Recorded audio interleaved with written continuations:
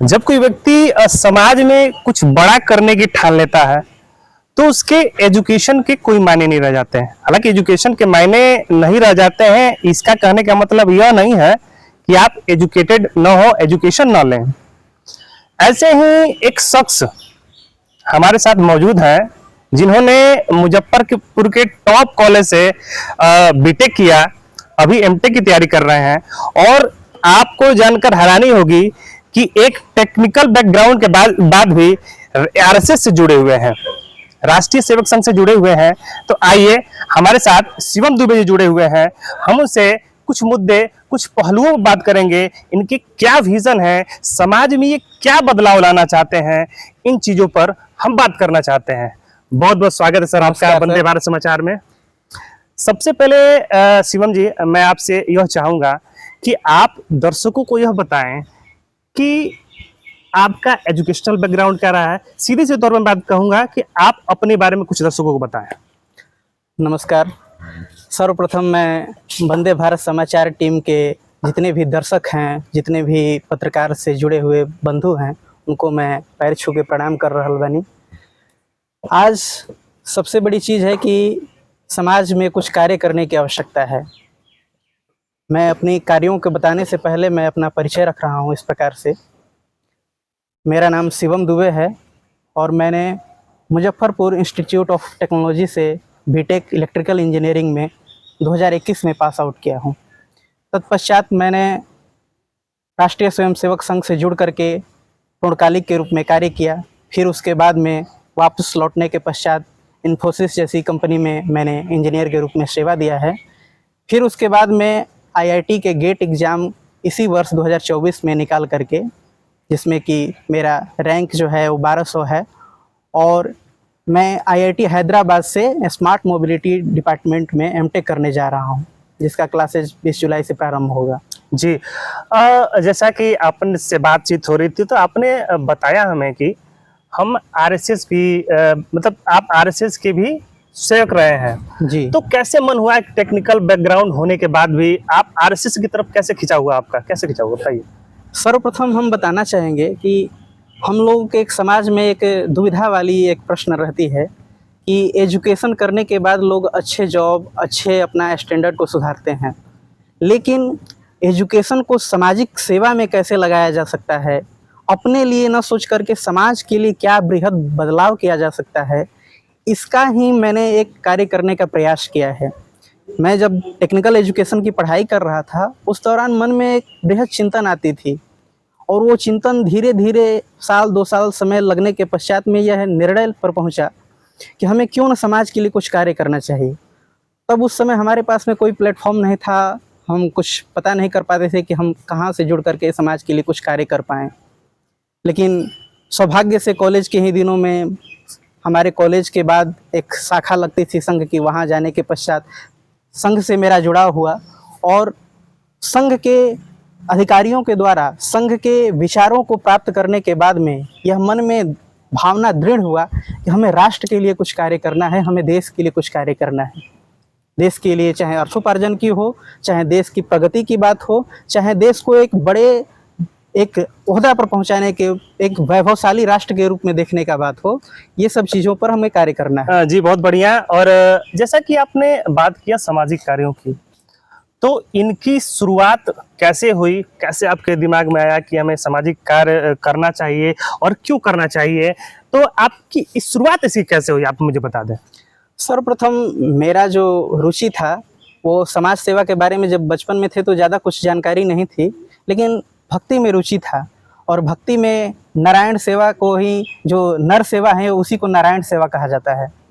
तो हम ये नर सेवा नारायण सेवा के ये उलझन ज़्यादा समझ नहीं पाते थे, लेकिन जैसे जैसे उम्र बढ़ा, एजुकेशन प्राप्त किया, कुछ ऐसे वरिष्ठ लोगों से संगत हुई जो अच्छे एजुकेशन लेने के बाद में भी समाज के लिए कुछ अच्छे अच्छे कार्य कर रहे हैं। तो उन लोगों के संपर्क में आने के बाद में ये भावना और भी दृढ़ हो गया, और ये दृढ़ जब हुआ तो जब मेरा थोड़ा स्थिति ठीक हुआ, मैंने पढ़ाई अपना कंप्लीट किया, तो ये मन में अब विचार हुआ कि अब मुझे इसके लिए समाज सेवा के लिए कार्य करना है, समाज की उन्नति के लिए कार्य करना है। जी, जैसा कि आपने बताया कि हम अपने कॉलेज के दिनों में जब आप बीटेक कर रहे थे तो आप अपने ही कॉलेज में एक शिक्षा को लेकर अलग जगाने के लिए आपने एक छोटी सी संस्था का खोला, और कैसे बच्चे पढ़ते थे उसमें, कितने बच्चे कितने दिन में आप लोग इकट्ठा कर लिए थे?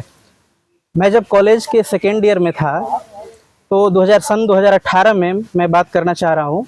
वहाँ मैंने जब मेरे मन में ये चिंतन आया कि गरीब बच्चों के एजुकेशन के लिए मुझे कुछ कार्य करना चाहिए, तो मैंने अपने प्रिंसिपल साहब को एक एप्लीकेशन लिखा और लिख करके मैंने अपने विचार को बताया कि साहब मैं ऐसा ऐसा करना चाहता हूँ। तो उन्होंने मेरे विचार को स्वीकारा और मुझे कॉलेज कैंपस में ही 3 कमरे हमें अलॉट किए, जिसमें कि हम स्मार्ट क्लासरूम था, बच्चों को हम ला सकें। तो हम बच्चों को ई रिक्शा के माध्यम से, जो कॉलेज की इर्द गिर्द जो गरीब बच्चे थे, स्लम में रहने वाले बच्चे थे झुग्गी झोपड़ियों में, उनको ला करके मैंने पढ़ाना प्रारंभ किया। फिर मेरे जो सहपाठी थे, क्लास फेलो थे, उनके साथ मैंने मिल करके एक योजना बनाया कि आपको संडे को पढ़ाना है, आपको मंडे को पढ़ाना है। इस प्रकार से एक सिस्टम क्रिएट किया और आपको बताते हुए मुझे खुशी हो रही है कि महज 6 महीने में उस मुजफ्फरपुर शहर के अलग अलग कोनों से लगभग 1000 बच्चे वहाँ पढ़ने आ गए थे।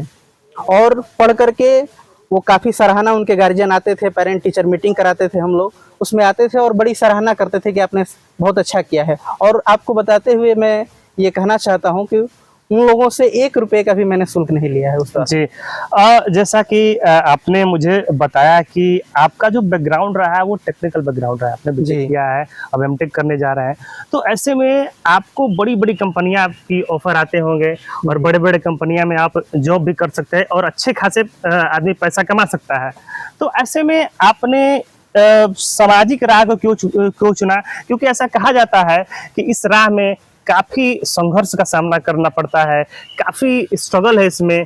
तो आप कैसे बदला हुआ ये चीजें? आपकी जानकारी सही है। आईआईटी जैसे प्रतिष्ठित संस्थान, जो कि विश्व के इंजीनियरिंग के क्षेत्र में सर्वोत्तम संस्थान माना जाता है, उसमें पढ़ाई करने के बाद में औसतन 30 से 40 लाख का पैकेज के साथ में जॉब लगता है। तो वहाँ से करने का मतलब लोगों के ये मन में हो ही जाता है कि अब यहाँ से हमारा आर्थिक स्थिति सुधरेगा और बढ़िया पैकेज के साथ हम फॉरेन में या कंट्री में, एमएनसी में हम काम करेंगे। लेकिन जब समाज के लिए करने का भावना जब आपके अंदर में जागृत हो गया हो, तो फिर आपको लगता है कि मेरा पूरा विश्व परिवार ही है। और जब संपूर्ण परिवार की आप चिंता करते हैं तो उसमें एक आपका परिवार जो है वो एक छोटा सा सदस्य एकमात्र दिखाई देता है। तो मेरे मन में ये चिंतन तो था कि मेरा परिवार तो सुखी रहने लगेगा, मैं जहाँ चाहूँगा अपने बच्चों को पढ़ा पाऊँगा, जहाँ चाहूँगा अच्छा शहर में स्टेबल हो जाऊँगा। लेकिन क्या मेरा अपने एक परिवार को छोड़ने के बाद जो बाकी जो विश्व, जैसे वसुंधरा को हम परिवार मानते हैं, ये पूरा विश्व जो हमारा परिवार है, क्या मेरे ही समान सुखी रह पाएगा? अगर नहीं रह पाएगा तो हम उस परिवार के सदस्य, यानी एक पढ़े लिखे एक उत्कृष्ट सदस्य के नाते हमारा क्या योगदान हो सकता है? इस भावना को लेकर के हमने कार्य से स्टार्ट किया। जी, परिवार वाले को क्या कुछ विचार रहता है, क्या कुछ कहते हैं इस चीज़ को लेकर कि बच्चा को मैंने कोटा भेजा, बच्चा आईआईटी निकाला, पढ़ा लिखा, फिर उसने इस चीज़ को अपना लिया, क्या कुछ कहते हैं फैमिली वाले आपके? जब शुरू में मैं अपने बातों को माता पिताजी के सामने रखा तो काफ़ी सहमे हुए दिखाई दिए, काफ़ी चिंतित दिखाई दिए। उनको एक था कि मेरा बच्चा वहाँ से पढ़ाई लिखाई करके अच्छा नौकरी प्राप्त करके हमारा एक सोशल स्टेटस बढ़ेगा। लेकिन धीरे धीरे जब 5-6 महीना मैंने इस बात को उनको पूरी बृहद तरीक़ा से समझाया, तो आज भी पूर्ण रूप से मान तो नहीं गए हैं, लेकिन अब उनके विचारों में थोड़ा बहुत नरमता आ गया है। वो अब धीरे धीरे हमारी बातों को समझते हैं और समझ करके कहते हैं कि चलो, अब अगर तुमने ऐसा निर्णय ले ही लिया है तो हमारी तो उसमें कुछ ज़्यादा भागीदारी नहीं रह पाती। जी जी, चूँकि आप आरएसएस के सेवक रहे हैं, तो ऐसे में जो सेवा की बात की जाए अगर हम लोग, तो आपने कहाँ सेवा दिया हुआ है इस चीज़ को लेकर? जी, मैं आरएसएस में सन 2018 में कॉलेज के टाइम में ही जुड़ा था। सर्वप्रथम मुझे मुख्य शिक्षक के दायित्व मिला, वही मुजफ्फरपुर में ही, वहाँ एक नगर है ब्रह्मपुरा नगर में, वहाँ मुख्य शिक्षक के रूप में मैंने कार्य किया। तत्पश्चात मेरा दायित्व बढ़ा, शाखा कार्यवाह मैंने हुआ। फिर उसके बाद में नगर सह बौद्धिक प्रमुख का दायित्व मिला। फिर प्राथमिक वर्ग करने के पश्चात मेरा रुचि, मैंने अपने प्रांत प्रचारक और उस समय के प्रांत प्रचारक राम कुमार जी, जो अभी सीमा जागरण मंच के अखिल भारतीय संगठन मंत्री हैं जी, उनको मैंने अपने बात को रखा, तो उन्होंने कहा कि ठीक है, तुम पहले पढ़ाई अपना कंप्लीट कर लो, उसके बाद में इधर पूर्णकालिक के रूप में अगर देना चाहते हो तो आना। तो मैं जब पढ़ाई पूरा कर लिया तो पूर्णकालिक के रूप में वहाँ जी निकला। जी जी। तो मैं चलते चलते लास्ट में मेरा प्रश्न आपसे यही रह जाएगा कि जो समाज में जो जिन सामाजिक कार्यों की आप बात कर रहे हैं, क्योंकि जो सनातनी जो परंपरा है वो वसुधैव कुटुंबकम की परंपरा को आप लेके चल रहे हैं, पूरे समाज पूरा विश्व ही जिसमें कहा जाता है कि परिवार है। जी। तो ऐसे में जो बिहार में अगर मैं बात करूंगा और उसमें विशेषकर कैमूर की, चूंकि आप कैमूर में अभी प्रभार में हैं, जी। तो कैमूर में किन किन समस्याओं को देखते हैं और क्या कुछ बदलाव लाना चाहते हैं समाज में, क्या कुछ विजन है इसके प्रति आपके? कैमूर के धरती का एक ऐसा वातावरण है कि यहाँ कभी नहीं बाढ़ आता है, ना ही कभी उस प्रकार के बड़ी भूकंप आता है। ये भूमि कृषि रूप से काफ़ी संपन्न है। अगर इसको देखा जाए तो रोहतास और कैमूर को धान की कटोरा बिहार की कहा जाता है। लेकिन हमारी जो अर्थव्यवस्था है वो कृषि का एक मार्केटाइज नहीं करने के कारण हम कृषि से ज़्यादा कुछ कमाई नहीं कर पा रहे हैं। और कृषि से जब हम ज़्यादा कुछ कमाई नहीं कर पा रहे हैं तो हमारे इस जिला के लगभग 80% आबादी जो है वो कृषि पर निर्भर है। वो अपना अर्थस्थिति को नहीं बढ़ावा दे पा रहा है, अपने आर्थिक स्थिति को सुधार नहीं कर पा रहा है। जी। तो उसके लिए मैं कृषि को उसको कैसे हम बड़े शहरों से जोड़ पाएँ, उसके सामान को यहाँ से जो निकले हुए धान गेहूँ जो भी प्रोडक्ट है उसको हम बड़े शहरों में अच्छे रेट पर कैसे बेच पाएँ, इसके लिए कार्य करने का पहली योजना है। दूसरी योजना, प्रत्येक गांव में एक कोचिंग सेंटर खोल करके जिसमें कि हमारे भारतीय संस्कृति और इंग्लिश मीडियम पढ़ाई हो, इस प्रकार का एक व्यवस्था करना जिसमें कि मात्र 10-20 रुपया शुल्क रखा जाए कि सभी लोग उसको अफोर्ड कर पाएँ और बच्चों को अच्छी बेहतर से एजुकेशन दे पाएँ ताकि वो आने वाले कॉम्पिटिटिव एग्जामिनेशन में अपना सहभागी निभा सकें। हिंदी मीडियम क्यों नहीं? हिंदी मीडियम की इसलिए नहीं कहा जा सकता है, हिंदी मीडियम तो रहेगा, माध्यम तो रहेगा हिंदी मीडियम में पढ़ाई कराने का, लेकिन आज की जो परीक्षाएं हैं जो भी हैं उसमें इंग्लिश को महत्व ज्यादा दिया जा रहा है। नहीं, अगर आप नई शिक्षा नीति की बात करें, नई शिक्षा पद्धति की बात करें, जो जिन्हें अभी केंद्र सरकार ने भी, हमारे मौजूदा केंद्र सरकार ने लागू किया है, उसमें किसी भी भाषा में आप एजुकेशन ले सकते हैं, किसी भी भाषा में को आप पढ़ सकते हैं, इंजीनियरिंग हो, मेडिकल हो, कोई भी भाषा हो। ठीक है, क्या है कि जब हम हायर एजुकेशन करते हैं तो हमारी जो मांग होती है वो न केवल अपने देश में होती है बल्कि दूसरे देश में भी होती है। और दूसरे देश में अंग्रेजी ही एक ऐसा माध्यम है जिससे कि आप एक दूसरे से कम्युनिकेट कर पाएंगे। रही बात नई शिक्षा नीति की, नई शिक्षा नीति जैसे जैसे हमारे देश में सभी डिपार्टमेंट में क्रियान्वित होगी, हम भी उसी के अनुसार परिवर्तन करेंगे। हालांकि हम हिंदी के समर्थक हैं, हम चाहते हैं कि हमारी स्वदेश भाषा में, हमारी मूल भाषा में हमारी एजुकेशन हो और इसी प्रणाली में हम रोजगार भी प्राप्त कर पाएँ। लेकिन अभी की स्थिति को देखते हुए अभी अंग्रेजी को ही 10 साल 12 साल तक कभी कंटिन्यू किया जा सकता है, फिर उसके बाद में बदलाव किया जाएगा।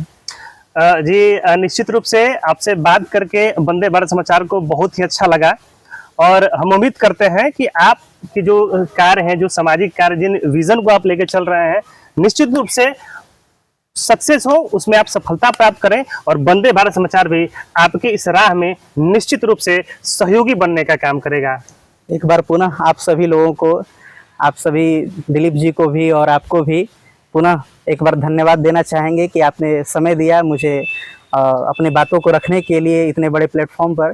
जैसा कि ये न्यूज़ चैनल पूरे कैमूर में, न केवल कैमूर में, पूरे बिहार में, उत्तर प्रदेश में अपना कार्यों को कर रहा है और काफ़ी तेज़ी से ग्रो कर रहा है, तो हम चाहेंगे कि सभी दृश्य देखने वाले जनता जनार्दन जो लोग हैं उन सभी को एक बार मैं प्रणाम करना चाहूँगा और इस न्यूज़ को आप लोग देखें ताकि कैमूर के समस्याओं को, कैमूर से जुड़ी हुई खबरों को आप बेहतर तरीक़ा से प्राप्त कर पाएँ। धन्यवाद जी। अभी तक से आप शिवम दुबे को सुन रहे थे, जिन्होंने एक युवा होने के नाते समाज में युवाओं के क्या रोल होने चाहिए उसको भली भांति बताया। आजकल जो डिपेंडेंसी, जो नौकरियां पे लोग जा रहे हैं, इन्होंने स्वावलंबन की राह को विशेष रूप से अपनाने के लिए कहा। तो ऐसे में आपके इनके विचार और वंदे भारत समाचार की रिपोर्ट यह कैसी लगी, निश्चित रूप से कमेंट करके, लाइक करके और सब्सक्राइब करके बताएं। वैसे अभी तक से आप वंदे भारत समाचार देख रहे थे, मैं आपके साथ नीलेश भारद्वाज। बहुत बहुत धन्यवाद।